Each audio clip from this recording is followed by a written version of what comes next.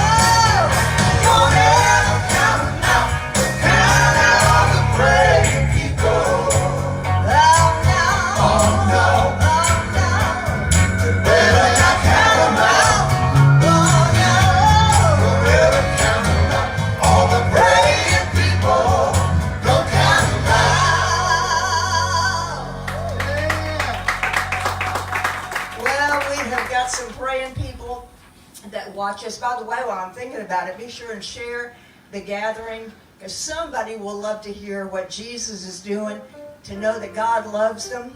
And you know what? We are so excited today. It's a very special day for, she's like a youngin' to me. She's one of our chosen daughters, Miss Darcy Anderson.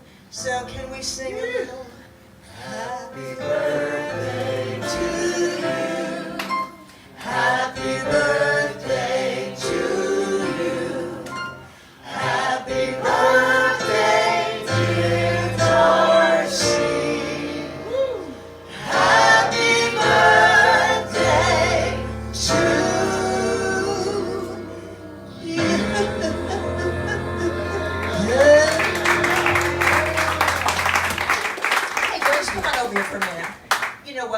family around here, if you hadn't figured that out by now. Come here, Doris.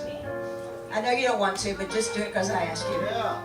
And Grace, you can bring that cake over because it's so cute. You know, sometimes we need to be thankful, because let me tell you, the greatest riches you have on this earth besides the love of God is the love of people. Amen. The greatest treasures are wrapped in flesh. Jesus was skin on. And 10 years ago, this young'un walked in our life. My mom had just passed away, and it was the toughest time, no kidding, of my life. And I didn't know who she was, Tim. She walked in our church, and she walked in the wrong door. She walked in the side door and kind of dumped her into the sanctuary. And I looked at her, and the Lord said to me, He said, you can trust her with your life. And there's not a lot of people you can trust with your life. I didn't know her name. I didn't know what she did. I didn't know anything about her. And actually, Donnie ended up chasing her out into the parking lot after church because she was trying to sneak out. And can I tell you, she might as well have a big old bow on her head tonight, because she has been one of the greatest gifts into our life. And I just want you to know we celebrate you, and I love you, Darcy Anderson. You're awesome.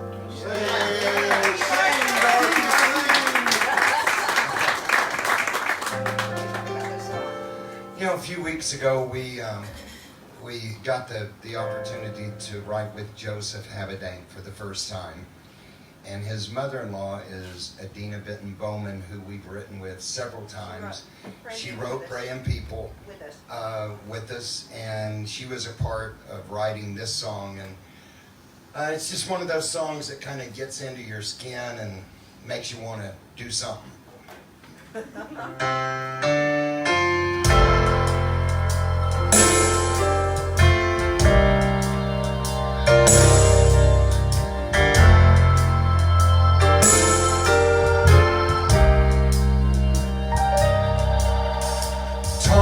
Out and left in the cold, a broken down shell of a soul, lost and used up, hopeless and crushed. A life full of shame took its toll. Saw me right where I was. I still can't imagine such a love. It's hard to believe he wanted me when others said I'm not enough. Me just as I am. He chose me just as I am. Grace so amazing said I was worth saving. He bought me just as I am.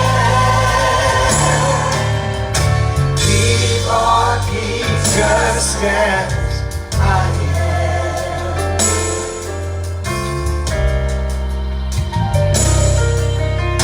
My mind just can't comprehend mercy that never will end. He paid the price for my shattered life, and he gladly paid it again. Oh, he bought me just as I am. He chose me just as I am. Grace so amazing said I was worth saving. He bought me just as I am. He bought me just as I am, without one plea.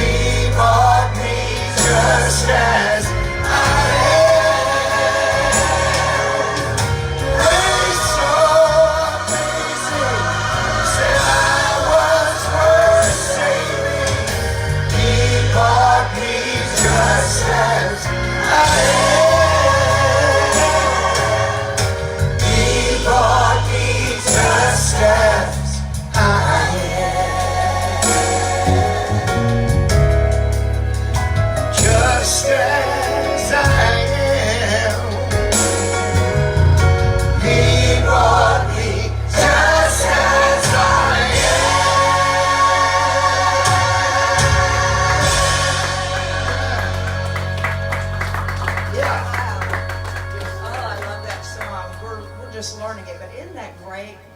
We were actually talking to Joseph about my mom, who used to go antiquing, and she loved to dig around and all the stuff and find, all the treasures. And I remember one day we were in this place, and way up under a table, all rolled up, was this thing. And Mom said, I want to see that. And the guy said, oh, you don't want that. You don't want that. That's an old tapestry. It's been here forever.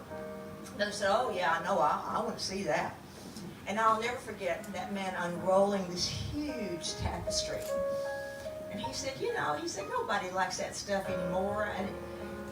And Mother said, well, how much you take for it? He said, well, would $75 be too much? Mom said, I think that's fair. And we had it appraised, and let me tell y'all, it wasn't no $75 tapestry. But isn't that the way the Lord is?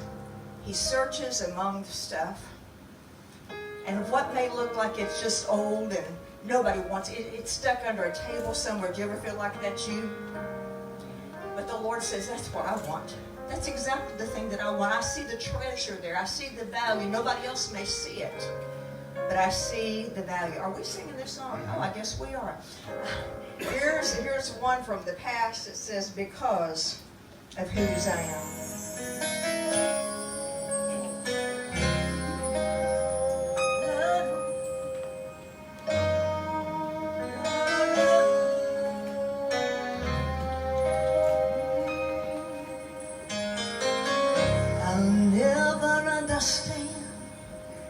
Why he saw a piece of clay and said, I want it, I'll use it.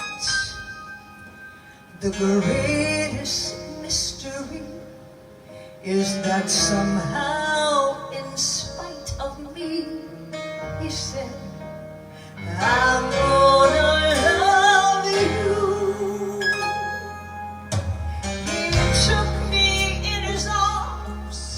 Said this child belongs to me. He placed me in his kingdom. Now I live like royalty. It's not because of what I am, not because of what I've done. It's because of whose I am.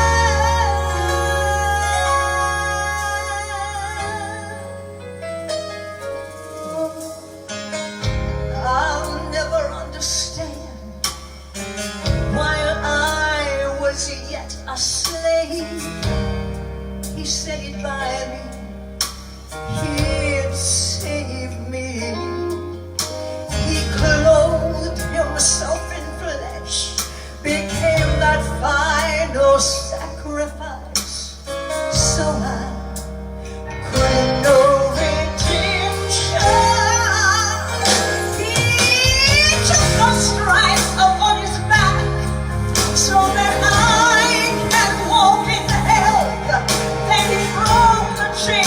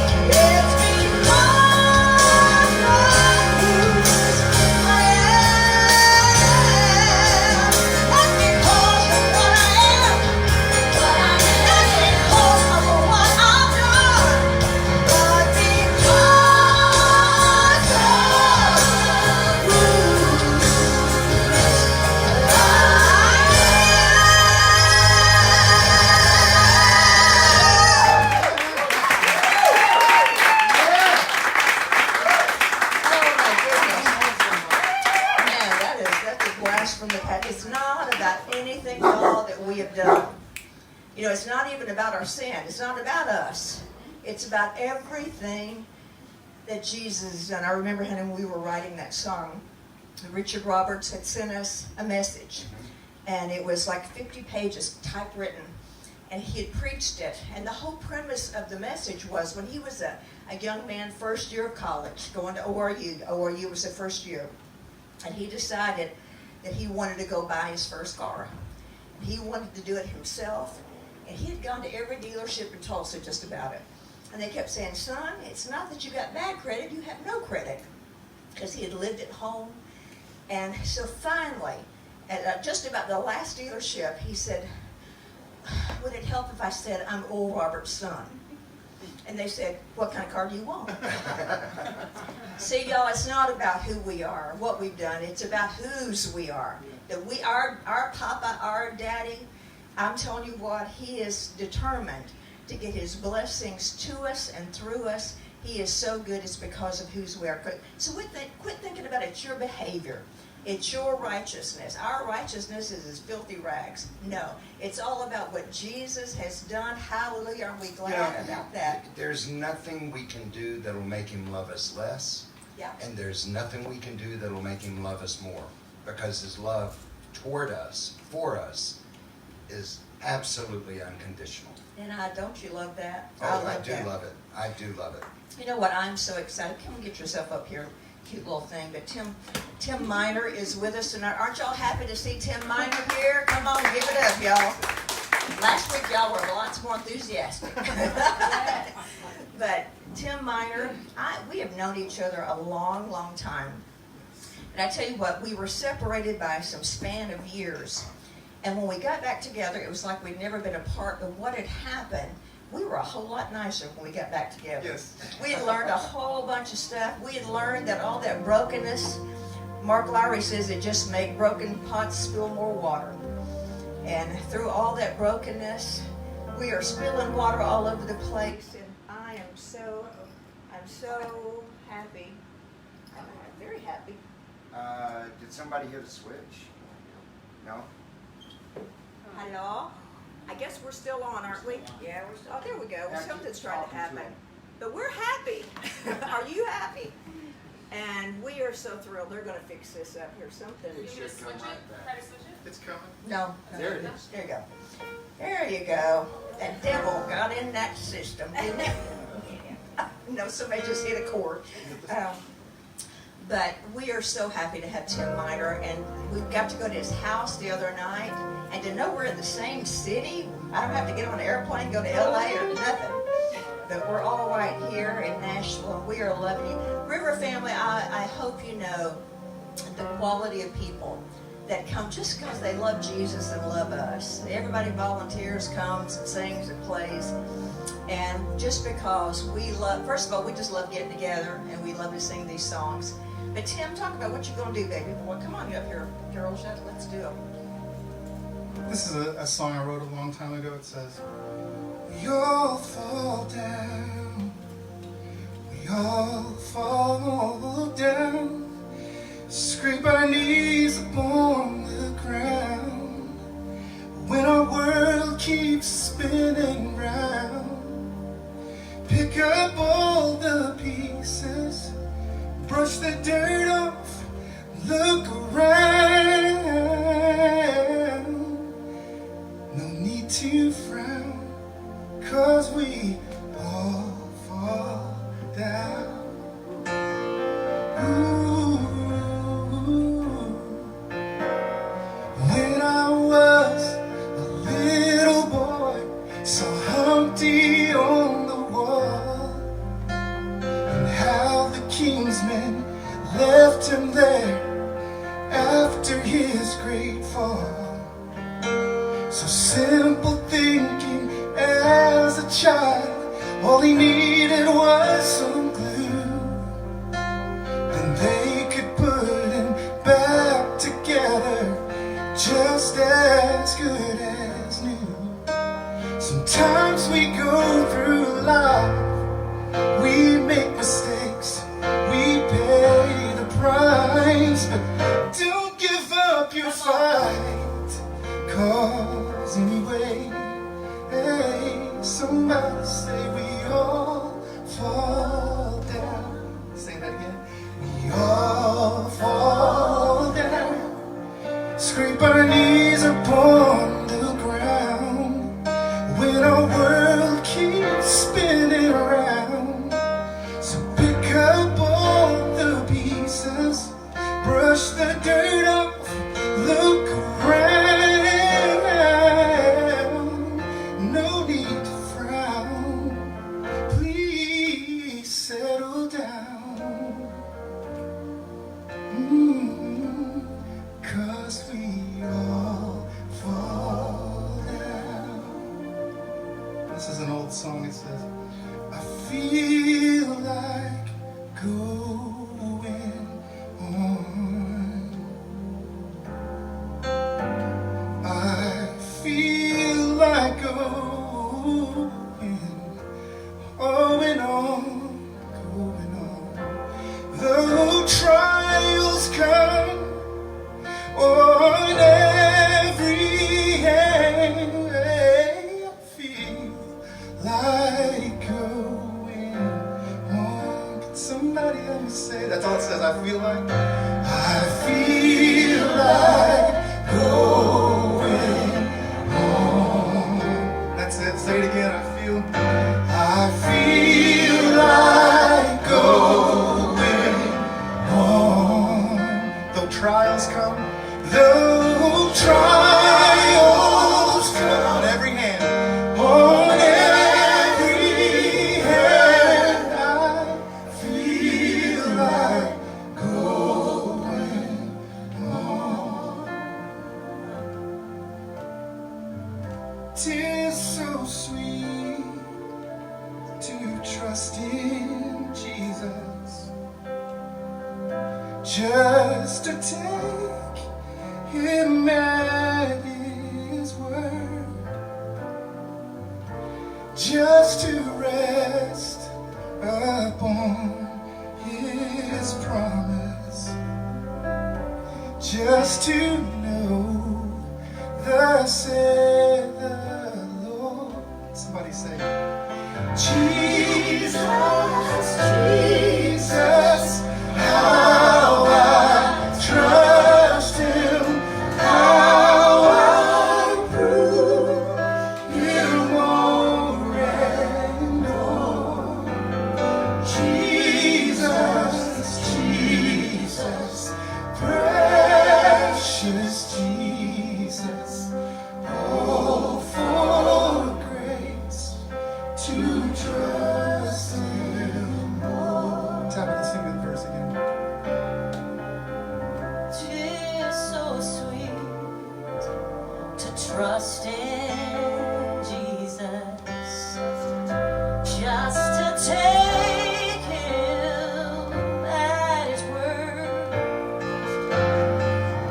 Jesus, Jesus, precious Jesus, oh, for grace to trust Him more. Jesus, Jesus, how I trust Him, how I prove Him more and more.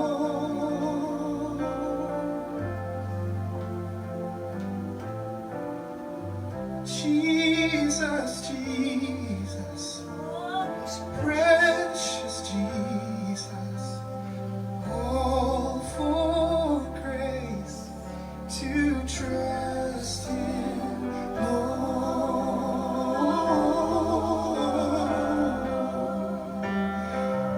Anybody trust Him? Lord, we trust You tonight and every night. Hey, yeah, yeah.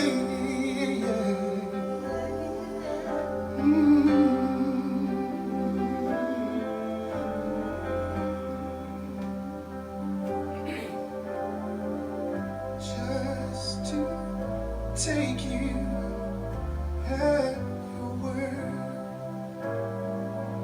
just to take you Just to take at your word.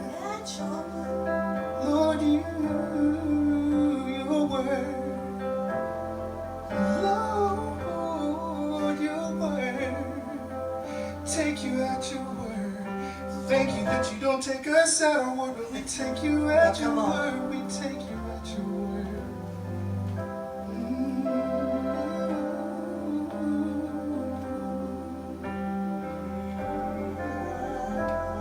Do a little more of that over here. I feel like going home.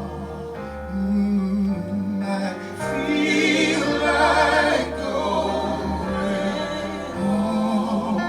The trials come on every hand. On every hand, I feel like going. Oh, how he loves you and me. How he loves you. Oh, how he loves you and me. He gave his life. What more could he give?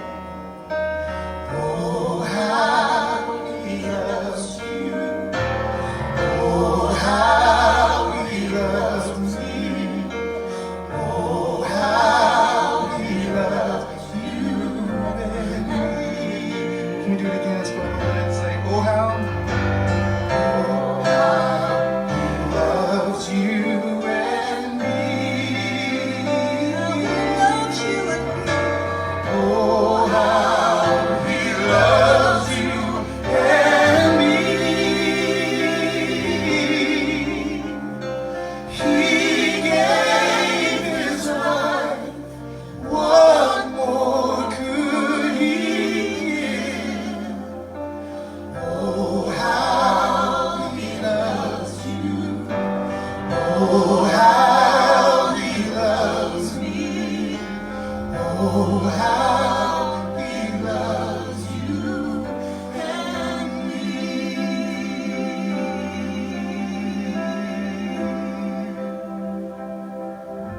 Oh, yes.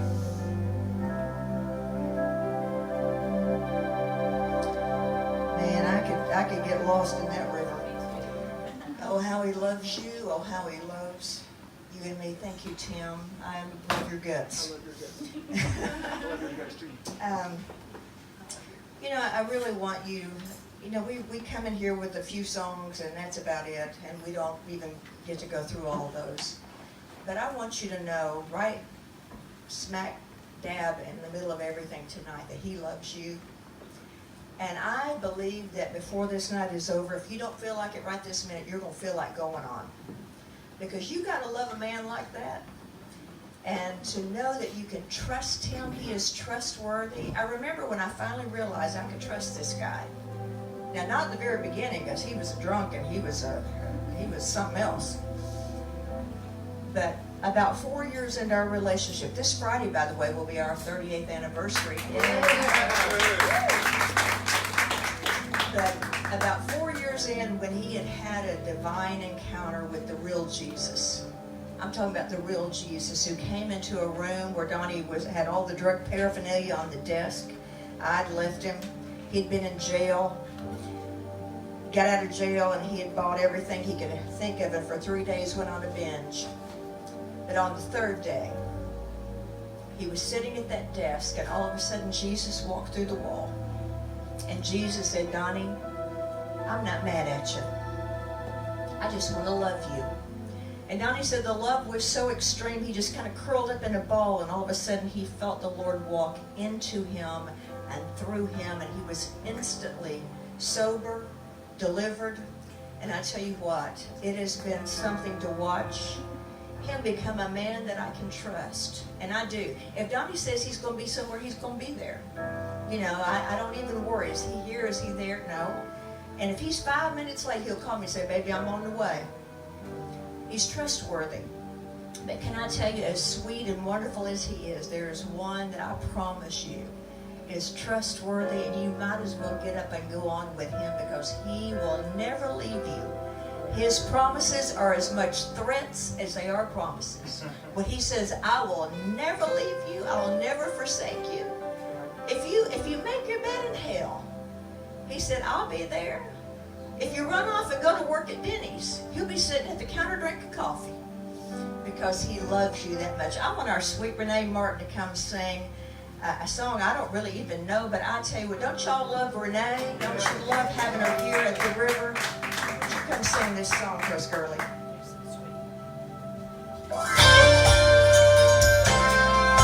I don't know about you, but I'm kind of a hardhead.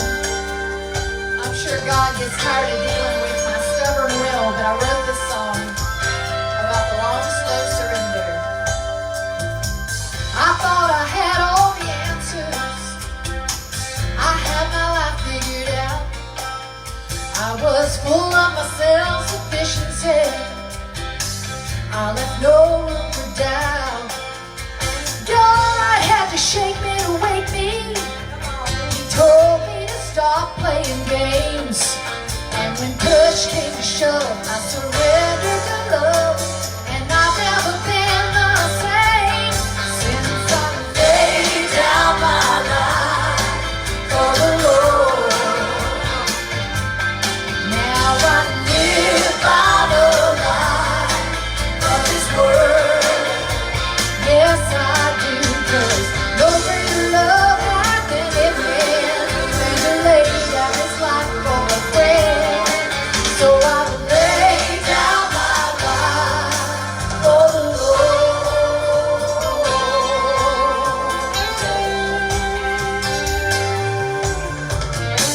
I tried to be successful like everybody thought I should be. But the higher I climbed up that ladder, oh, the further I drifted from me. So God had to break me to make me. He showed me that I needed His help. I fell flat on my face. I surrendered to grace. And I found me at the end of myself when I laid down my life for the Lord. Now I live by the light of His word. Yes, I do, 'cause no greater love hath been given than to lay down His life for a friend. So I lay down my life for the Lord.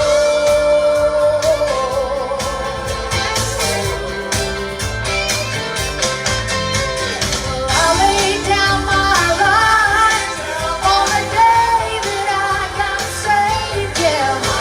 But I have learned since then that I got to do it every day.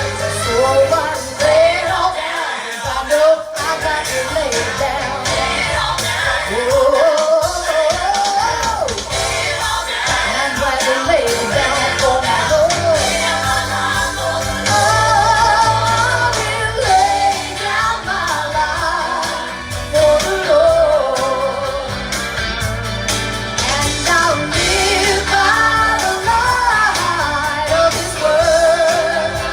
Yes, I will, 'cause no greater love hath been given than to lay down His life for a friend.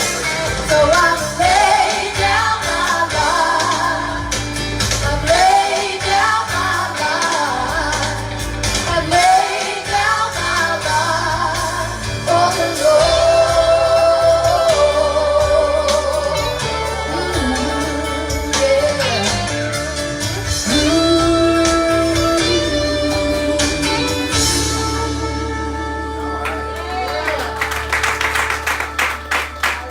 I love you, sweet girl. Y'all know Renee sang many years with Miss Faith Hill and a lot of other people. And here she is in my living room. Look at God, isn't he cute? What he does. I want Michael Ricks to come over here, get that banjo of yours. And we love Michael so much. Tim Miner and I were talking the other night. at Tim's house how much we love Michael Ricks. And you just hide and watch what God does with this young man and how God will use him. Because let me tell you what, the humble will be exalted. And this young man will sing on the street corners in Nashville. He'll sing in the clubs if they'll let him in. He'll sing just about anywhere. And you know what? There's people that sing on the street that can't sing, but this guy can sing and he can write. And we're so thrilled to have Michael Ricks with us. Y'all give him a hand as he comes.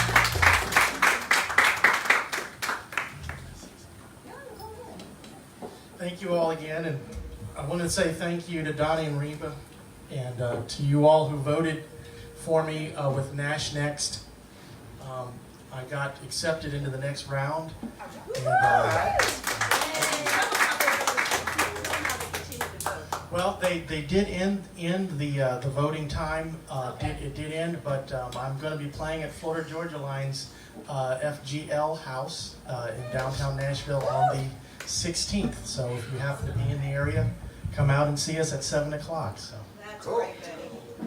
Well, this song is called Don't Let It Get the Best of You. Some of you remember Sherry Pettigo, who is sitting here, who sang with us a few months back, and another friend named Cherry Schlosser. And we sat down. I was sitting on the porch, and I was...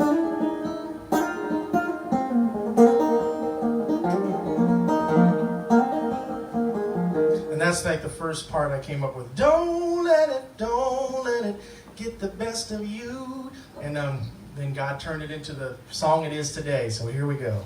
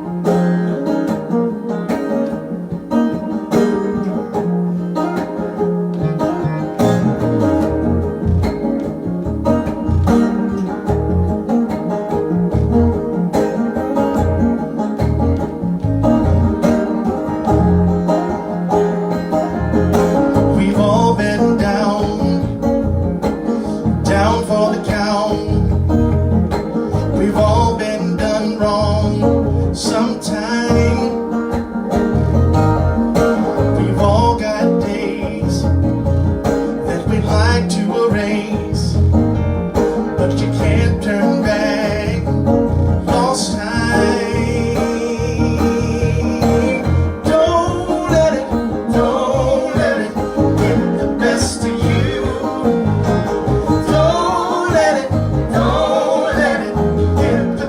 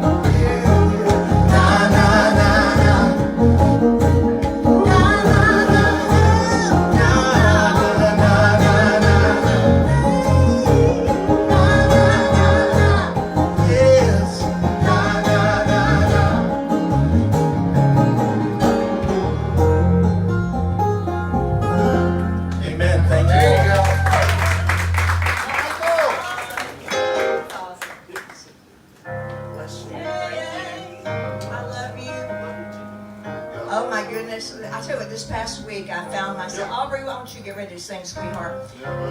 This past week I found myself, there was something that happened that just, you ever have something just hit you the wrong way? I'm talking about the Cherokee Indian in me stood up and wanted to give some fivefold ministry. And I tell you, I kept hearing your voice in my head, don't let it get the best of you. And some of y'all need to sing that this week. Don't you let it get to you. You know, because the God in you is bigger than whatever they're throwing at you. So stand up, and Mom used to say, kill them with kindness. I want sweet little Aubrey to come and sing. Tell me about this song you're going to sing, baby girl. My snack that share. You can do all things. I can do all this. I have to hear this song every Sunday when I live mix a gospel show at the Station Inn. And I fell in love with the song the first time I heard it. And I finally was able to learn it and play it tonight. It is, yeah, it is. I believe she's the only person who did it. I guess it's not a super popular song, but the melody is just, I mean, it's Leanne Womack. It's just gorgeous.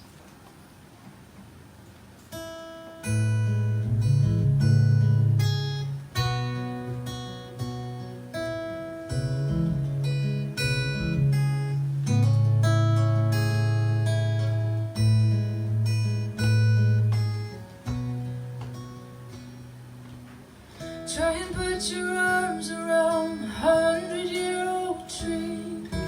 Climb up on the horse and let him run full speed.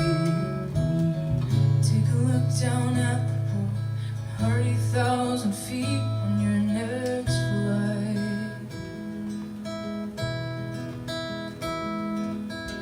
Watch a flock of birds against the morning sun. Close your eyes and listen to the river run. Catch a firefly in your hand, a rainbow on your tongue, and that's right. There is a God. There is a God. There is a God. How much proof do you need?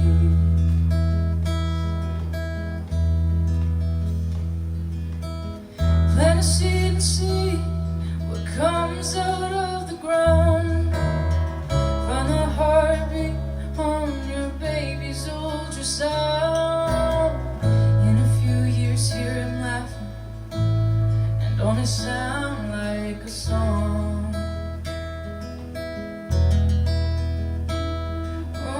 Stop and think about what we don't understand.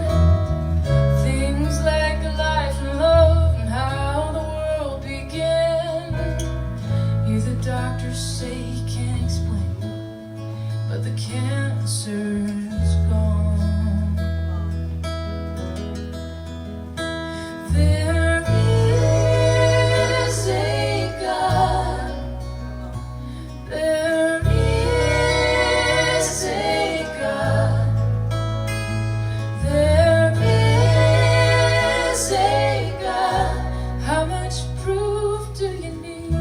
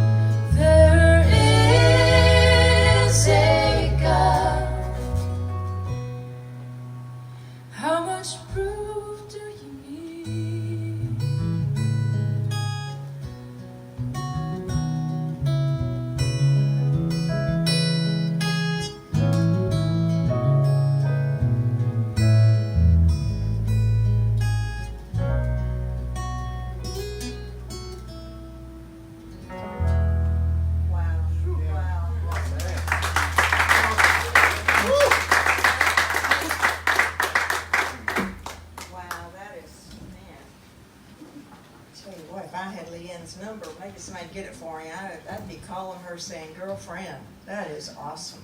There is a God, how much proof do you need? I want Tabitha to come and sing this next song. Way back, it was 1980, what does it say on there? 1982. I had the privilege of spending an afternoon, we did at Andre Crouch's house, and I think Donnie was in there cooking pork chops. And Andre and I went into the music room and we started writing a song. And it was one of those, I mean, it came quickly, and so that was kind of, you know, it just happened. And, you know, life is funny. You just kind of go on and you get busy. And I'm telling you, it was just days after his sudden passing that Dan, that works for us and with us, came in and said, I found this cassette tape. Do you know what song this is? And that familiar piano came on, and we had made a little cassette of it. And so Donnie, I mean, we boo-hooed. I had snot and mascara to my toenails, y'all. It was something. Because it was like a gift, you know, to have that song come back. But I promise you, nobody can sing it any better than this little Sweet Thoughts thing right here. Which she sang, her and Victoria TNT the other night, and it was awesome. But this song says, just give him a chance.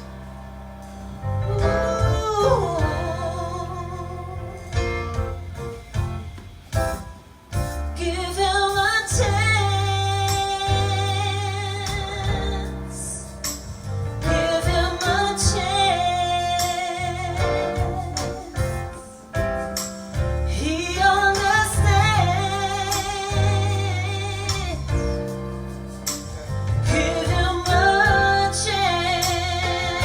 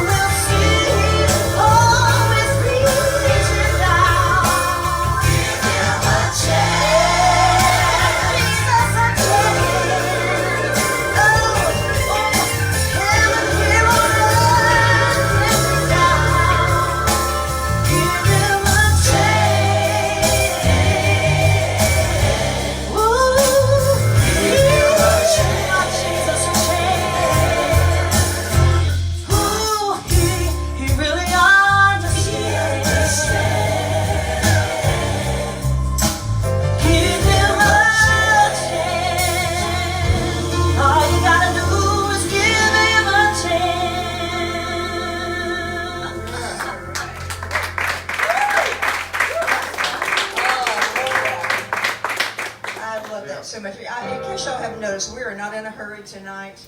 We really aren't. We try to stay close to an hour. But you know, when you got all this love in the house, you just got to let the children sing. And tonight, we are so, so honored. And listen, if you haven't shared this, right now is the moment to share, because you are going to be so blessed. One of my favorite teachers on the planet, y'all. One of the greatest authors that I know. One of the greatest teachers I know. You can sneak on up here, you tall drink of water. You know, you could have been really kin to us with that dark hair and all that. He is just precious. I want you to give it up and welcome Jonathan Martin. Come on, y'all.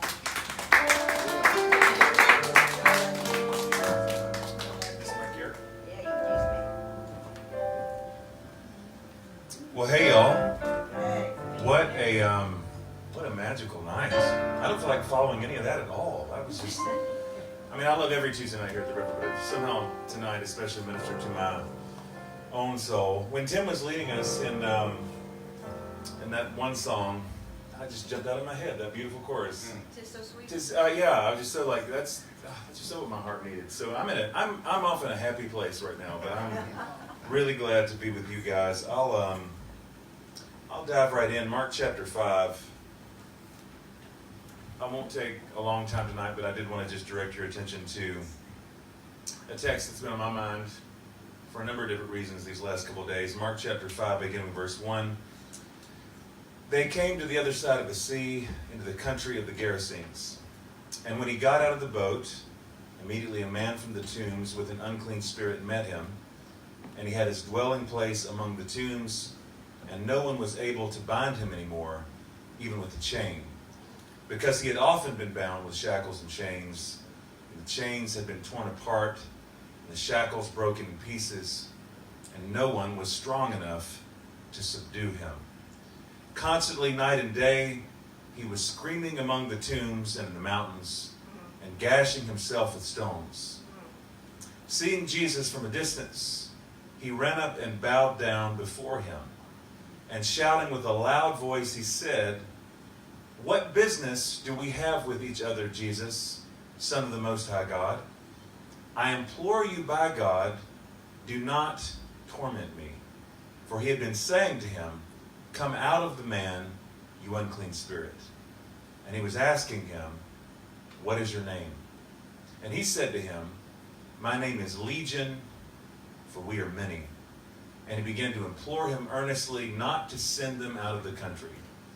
Now there was a large herd of swine feeding nearby on the mountain, and the demons implored Jesus, saying, "Send us into the swine, so that we may enter into them."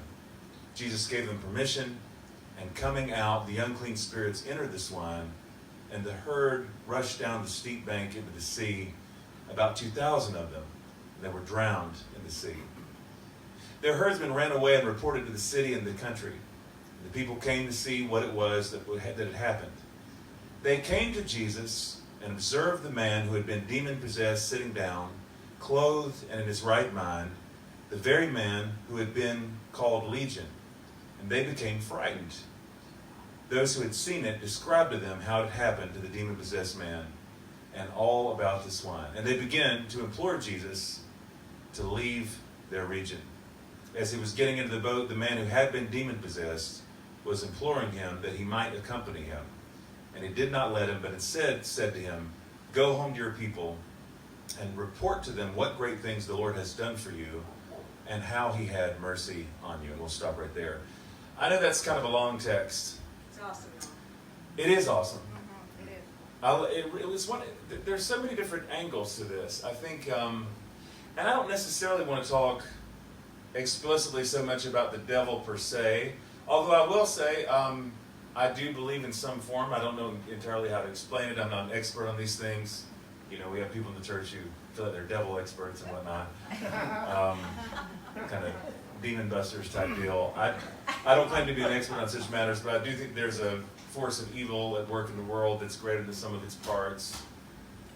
Not so much about naughtiness and trying to get people to do naughty things, but meanness, destructive, selfish. And I've just been thinking a lot about this man in particular who he's so possessed by these spirits a legion of them, all pulling in different directions, all these different voices in his head. And so night and day, he gashes himself with stones, he howls, he screams, he lives in the graveyard, just this existence of constant torment. So much so that when Jesus comes to this man and asks him, "What is your name?" he's incapable of giving a coherent response. The spirits actually speak through him. "Our name is Legion, for we are many." And this text just continues to kind of linger with me right now, because especially in a time where we have all this new technology, and it's wonderful. That's how we're able to be on Facebook Live right now. That's a great thing. But on the other hand, I keep thinking about even Paul's language about Satan in the New Testament being the prince of the power of the air.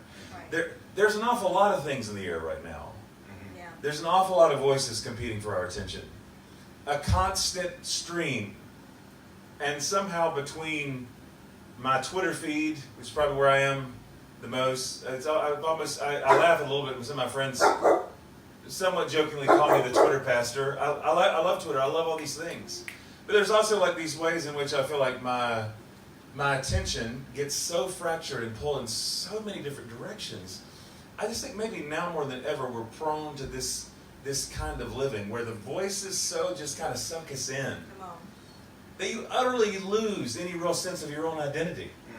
Because everybody's competing for our attention. Everybody's vying for another piece of us. And sometimes these days I just feel like I just kind of get swept up in the tide of that, and just a sea of voices. So emotionally I'm all over the map depending on what's going on out there. And there's a lot going on right out there, right? So it's like constantly just kind of up and down with all of that. Part of what's so fascinating to me about this text is that, and I'm skipping ahead quickly here, but Jesus, of course, liberates this man. He exorcises the demons. One of the things I think is most provocative here is that the people were so used to seeing this man howl and cut himself with stones, living in the tombs, that apparently when that was, like, they were fine with that. But when the townspeople come around at the end, they see the man clothed and sitting in his right mind talking with Jesus, and it says, they were afraid and begged him to leave. That's fascinating to me. But I think especially in a world in which it's more common than not to be addicted, to not know who we are, to not have any sense of self, it's actually more frightening to be free. Wow. It's actually scarier to be sane. Because I think especially like in a time where so many people are so fractured and fragmented, if you see someone else who's at peace, you can't help as take that as some kind of an indictment on yourself. Come on. This person is well. This person, what's wrong with him? You're not living in a state of constant agitation? What's wrong with you? Man, I live with plenty of agitation. But I do recall, if I can quote the great prophet Dave Chappelle. I watched the Chappelle special not long ago, where he was talking about how one of the problems with social media is that nobody is capable of caring about everything happening in the world equally. And I thought, that's really true. Like, you feel like you should be able to equally care about everything, and you can't. You will lose your mind. And I just had some of those moments more than lately. I think maybe because I am, a lot of y'all know I just moved to Nashville recently. A lot of things have been in transition where I've just been feeling that. And I felt drawn, and I really want to find a way to say this that doesn't feel like, I don't know, kind of a hokey televangelist way of putting this. But I've just been a little bit more intentional lately in a way that had not become normal for me anymore. I got, back in January, I'd spent a few days with a Catholic priest. He's a radical Catholic priest, peace activist, been arrested 85 times, amazing man, named Father John Deere, which is not the John Deere, of course, that we know most in Nashville, not the Nashville kind of John Deere, Father John Deere. I was in his home, and very sweet man, but very powerful man, very potent, but he talks in the sweetest terms, because I was talking about his prayer life. That's a question about his prayer life. And Father John likes to talk about sitting with Jesus. How every morning he takes about 20, 25 minutes before he does anything else to just sit with Jesus. And literally what he does is he puts out 2 chairs. He sits in one, has another chair in front of him, simply imagines Jesus sitting right there and just has a conversation. Like that just lodged in my head, just the simplicity and the beauty of sitting with Jesus. So I've made it my mention, and maybe I shouldn't say this over the internet because y'all can find me there, and if you see me like eating alone, just know I might be sitting with Jesus. So I don't know if I want to hang out or not. But Sky Blue Breakfast is right near where I live, and that's one of my favorite breakfast spots in Nashville. I'm still learning, but that's pretty great. And I've been making a little bit of a thing that like I'll walk there first thing in the morning, and I like to get there early before almost anybody else is there, and trying to do this in a way that doesn't weird anybody else out since I'm in a public spot. But I really I'll sit there, and I'm really and I'm really doing. I've turned this into breakfast with Jesus. That's the thing I was afraid might sound like a corny televangelist campaign, but it's about like breakfast with Jesus, and just taking some time to sit. I'll maybe start with a short meditation. Like I love to use the whatever the daily reading is in the Book of Common Prayer, just something to kind of get me going in that direction. But just imagining. I don't know if that seems silly to y'all or not, I am having this breakfast with Jesus. Today I had an omelet with sausage and goat cheese and avocado. That was magical. It's very easy when I'm eating an omelet like that to imagine being with Jesus. Like this is a really, really great breakfast. But just sitting and no agenda and there's no prayer list and I'm not walking through a thing. Just trying to sit and to be with Jesus. Because what I find consistently is that when I just sit with him, there are definitely certain particular moments in my life where I feel like Jesus will tell me some kind of particular thing, some word of direction. But that's not most of the time, I try to be open to what I feel like the Spirit is stirring or prompting, but I don't think, man, when I was growing up, when I was in middle school, I prayed about what outfit to wear to school. I was so intense about these things because I had this whole thing in my mind. I'm remembering the stage where like what I've been picking between would have been something like which turtleneck to wear with which fuzzy sweater with a gold chain because it was like 1991 or something. And I had this thing in my mind that if I accidentally picked the wrong outfit, if I was disobedient in this, that it might set off a whole chain reaction of disobedience because like I don't listen to the Lord and I wear the wrong outfit, which means perhaps the right sinner won't approach me at school and ask me the reason for my faith, which means they won't get saved, which means they won't become a missionary to Uganda, which means there'll be a whole tribe that goes to hell. And ultimately it will be all my fault because I picked the wrong fuzzy sweater. Like that's where young Jonathan came from. I don't feel like, can y'all tell I need a lot of therapy? No, I've talked about that a few weeks ago. I don't think that way. I don't think God just tells me. There's some things that I find like whenever I sit with Jesus, there's some things that are always clear, even if they're unspoken. Because first and foremost, I think what it is to sit with Jesus, he always reminds me who I am. Just being with him reminds me who I am. And I wish I had a silver bullet here to make this like more practical. But it just is what it is. I feel like when I sit with him on purpose, and I do believe that God is with all people in all times and all places. I'm only talking about consciously opening myself up to God's presence, just being available. He always reminds me who I am. I remember. I have so many moments in my life, especially when I'm really just kind of feeling tugged out into the sea of voices, where I just don't remember exactly who I am or what I'm called to do. But whenever I'm with him, I think so often about Jesus himself. When he's baptized by John, that's when, of course, a voice comes from heaven, the voice of his Father that says, "You are my beloved Son, in whom I am well pleased."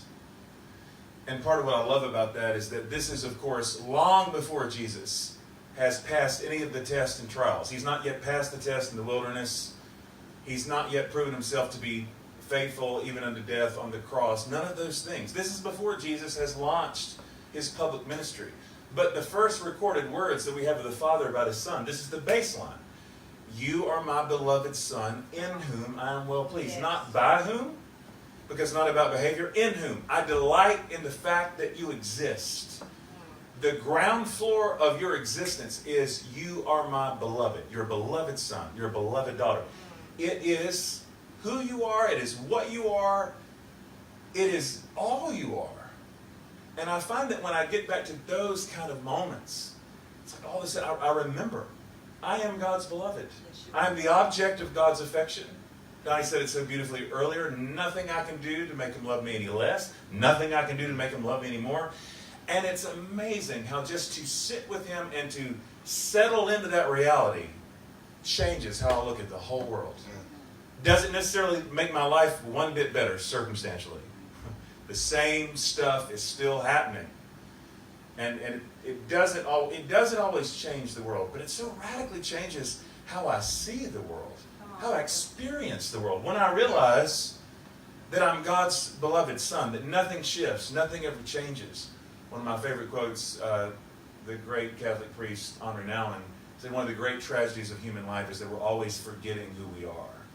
And that's what I find. I'm always forgetting who we are. Because here's the thing. While Jesus is unique as the sinless Son of God, the only begotten Son of God, there's another way in which Jesus is not unique, insofar that all of us are called beloved sons and daughters. Yes. Part of what makes Jesus so different from us, I'm aware there are a number of things. But one of them is that Jesus never forgot. Jesus never forgot who he was. Never forgot. I think about the language of Paul in Romans when he talks about just renewing our minds. I wish I could hang on to it a little bit longer. I wish that I could just grasp it and get it. But the fact of the matter is, in the next 24 to 48 hours, I'm going to be pulled hard enough and far enough, and the voices will be loud enough around me, possibly inside me. I don't think I'm clinically insane, but you hear what I'm saying? There's an awful lot, a lot of things are happening in here. And at some point, no matter, as wonderful as the music tonight was, and as much as I believe the talk I'm giving right now, at some point in the next 24 or 48 hours, I'm going to forget. And it's just how it is. In the middle of a moment, when you're feeling pain, when you're feeling hurt, when you're feeling insecure, like whatever, it's all you can see. And you just forget. So over and over again, I have to find that, I have to get back to that moment. To just steal away, if even for a few minutes, just to sit with Jesus, to be with him, to let him remind me of who I really am. And to go out and live from that place. Just to go out and live from there. It makes all that, whether or not you really know in your bones that you are loved by God, makes all the difference in the world in the kind of person you're going to become. It makes all the difference in the world. You can't, there is nothing legalistically or moralistically, there are no rules. There is nothing that can be drilled into your head that's going to make you good, or I believe this with all my heart. Coming to know that we are loved is the only thing that changes us. Nothing else transforms us. Man, I love when I promise I'm basically done. I love when I deal with religious people about this, because that just you need to be talking more about this. Y'all, it just doesn't work. I don't know why we still think it works. It doesn't work. No one changes any behavior about anything based on rules and laws and regulations. Knowing that we're loved unconditionally is the only thing that changes us. And it changes from the inside out. The more secure we become in God's love for us, the less inclined we are to go manically, desperately trying to fill that hole somewhere else. It's the only thing that works. It's the only thing that makes a difference. But that's why at this point in my life I feel like, for whatever this is that I do, writing, speaking, whatever, that's my full-time job right there, is I want to remind people that they're beloved sons and daughters of God. It's the whole ballgame. Right. If you can't grasp that, there's nothing else I can say that can help you. But the flip side of that is, there's always more to learn about it. There's always a way that reality can just get deeper and more settled. So just in case nobody's told you today, you are a uniquely beloved son, uniquely beloved daughter of God. He delights in you. He delights in you just because you exist. He delights in you exactly as he's created you to be. There's even at the worst, darkest moment of your life, there is never a moment in which the Spirit of God himself is not hovering over you, dancing over you with delight. That's every second of your life. The very fact that you exist, the very fact that you're here and breathing, is reason enough for God to celebrate. So with that in view, I would love if you let me keep my breakfast with Jesus, and we'll have breakfast another time. But I would encourage you just in this practice. Now I'm telling you something that simple. Sit with Jesus. And if you don't feel like you're a prayer person, that sounds awful. So much of my life I thought, I don't think I'm really a prayer person.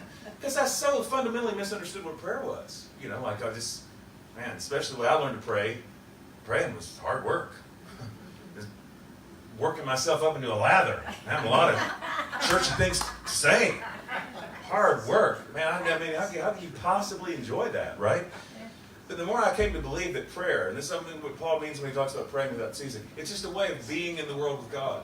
It's a constant state of connectivity, of just openness, just aware, just trying to just become more aware of God's presence, just that God is near in any moment. But to take then those few minutes though to be really intentional about it. And I'm telling you, get out the chair. Get out the chair. There's something very powerful about imagination in prayer. I think there's something about this, just to sit and just to be. But as much as I want to encourage you that with your own prayer life, really right here, right now, let's take just a moment, can we? And if we could just close your eyes. I want us, while we're gathered here among this beautiful community of friends, I'm aware there's also people who are watching who are alone right now. Maybe in some cases who feel terribly alone. It's also really possible to be in a crowded room of people and to not feel seen, to not feel known, to not feel understood. And I'm just feeling some particular heartache right now for my friends, for my brothers and sisters who have whole big chunks of themselves where they just don't feel seen, where they don't feel known, where they feel like they have to hide who they are, hide what they believe, hide what they're struggling with. In some cases, hiding victories, oddly enough. In other cases, hiding failures. All these ways that we're just not feeling seen and known. I just want you in this moment just to settle in. To take a deep breath. In Him we live and move and have our being, Paul says. He's sustaining you right now with His love. Every breath that we take, we are breathing in the love of God. His love sustains all things. His love sustains all creation. His love sustains you now. Take this moment and just be with Him. Feel the hot hand of the Lord Himself on your shoulder, your chest, or on your head. Just allow His love to sweep over you. It's real. This is not theoretical. It is real. Welcome His love. Say yes to His love. Say yes to the knowledge that you are loved. I want you even now just to hear these words from kind of a different place. Not my words, not the words of a preacher, not words out of a book, but specific words, particular words to particular sons and daughters. The Father looks on you and into you and He rejoices. The Father looks into you and He delights. He sees you in your angst. He sees you in your struggle. He sees you in the ways that you are not integrated, that you are not whole. He sees all the broken pieces and fragments. And He delights in you. He delights in who you are. He delights in how you're made. And as you take this moment just to sit with Him a moment more, why don't you allow yourself to really just take that in, to really receive it, to really accept it, to really believe that you are loved. If somebody else rejected you, if somebody else broke up with you, if someone else kicked you out of the house, I don't know what it looks like. But you are so loved. You are desperately loved. You are infinitely loved. In your worst moments you are loved. In your best moments you are loved. He loves you with an everlasting love. His love is here. His love is real. I pray tonight, God, that once again you would renew our minds, that we would remember that we're loved, and you would give us the grace now to go out and live as if we are loved. In the same way that you, Father, Son, and Spirit, exist in an unending dance of mutual delight, you call us into that now. Constant cycle of delight. Let us live from that place. Let us love the people around us from that place. And I just thank you tonight that no matter what words have been spoken over us, no matter what labels have been assigned, there is no other label that sticks. There is no other word, no other name that applies except beloved. We receive it in the name of the Father, of the Son, and of the Holy Spirit. Yes. Amen. Wow. Thank you, Jonathan. You know, we have so many names and so many people have sent their request in. But I tell you what, that's great. We're calling every name. They will be called many times this week. But can I tell you, if we get that revelation, just to sit with him, just to be with him, there is healing. If you need healing, sit with him. Get that chair out.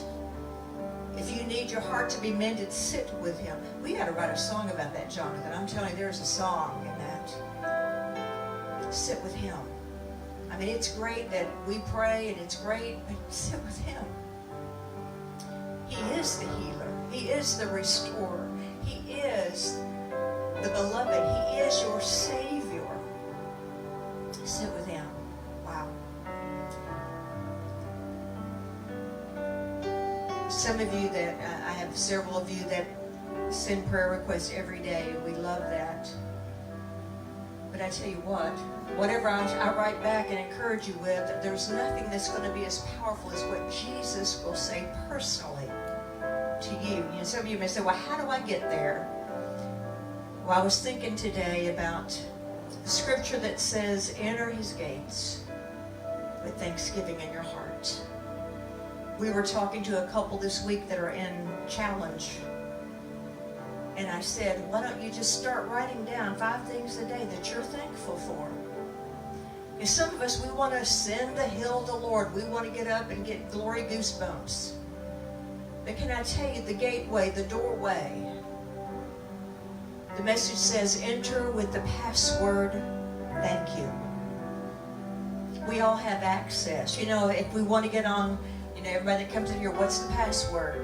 How do we get on the Wi-Fi? Can I tell you the password, how to gain access into that intimate relationship that you're looking for with Jesus is 2 words, thank you. Thank you. And not just thank you, Jesus, but thank you, Jonathan, for being you. Thank you, Tabitha, for giving of your time every Tuesday. Thank you. It begins, the doorway begins to open up for you to have access with God. Maybe this week, 2 things. Can you remember these 2 things? First, get out the chair. Invite him in. And maybe start doing a little gratitude journal that just says, God, I want to thank you. Having trouble with that mate of yours? Determine every day to find 5 things you're thankful for about them and say, have I told you how thankful I am that you're such a good provider? Have I told you how grateful I am that you smell good all the time? You'll be amazed at how just entering into that gateway will open you up into a court of praise like you've never experienced. And I'll do holy things, most holy things. But y'all, we got to get in the gate first. So can we sit with Jesus and can we be thankful? Can we be thankful? Not just do thankful things, but be thankful. Every time that I have had a challenge in my physical body, I start thanking the Lord for every time he's already healed me. Every time he's already raised me up. There's something happens when we get into Thanksgiving. So I encourage you to do that this week. I tell you what, I'm going to be rewinding this tape and watching this a whole bunch, Jonathan, because it's so good you can't get it in one setting. You got the leftovers will maybe be better tomorrow than this was even tonight. We love you here at the river. I just want to mention a couple of things. Be praying for our sweet little Becky. She's about to have a baby pretty soon. Yay. But all these requests, we'll be calling on them. But God really has put something on mine and Donnie's heart, and that is for every first Tuesday of the month, say first Tuesday of the month, to be Thanksgiving Tuesday. Thanksgiving Tuesday. So you can be praying about next Tuesday night will be our first Tuesday night in August. And if the Lord puts something on your heart to help us make this vision come to pass, we'll be sharing a little bit about the vision next week. We're going to be singing a bunch. We're not going to wear you out. But we want you to know what the Lord has put on our hearts. Would that be good? I think it will. So next Tuesday will be Thanksgiving Tuesday. We love you so much. We had no idea when the first time Dan Childers said, "Can we go live?" And I said, "Sure," whatever that meant, I didn't know. And now, many thousands of people later, we are amazed at what the Lord has done and what He's doing. Thank you for being a part. Thank you for sharing what's happening at the river. Thank to all the singers, musicians, volunteers. We can't do it by ourselves. But we love you. There ain't nothing you can do about it. As we say every week, let everything that has breath, what are we going to do? Praise the Lord. God bless you. See you Tuesday.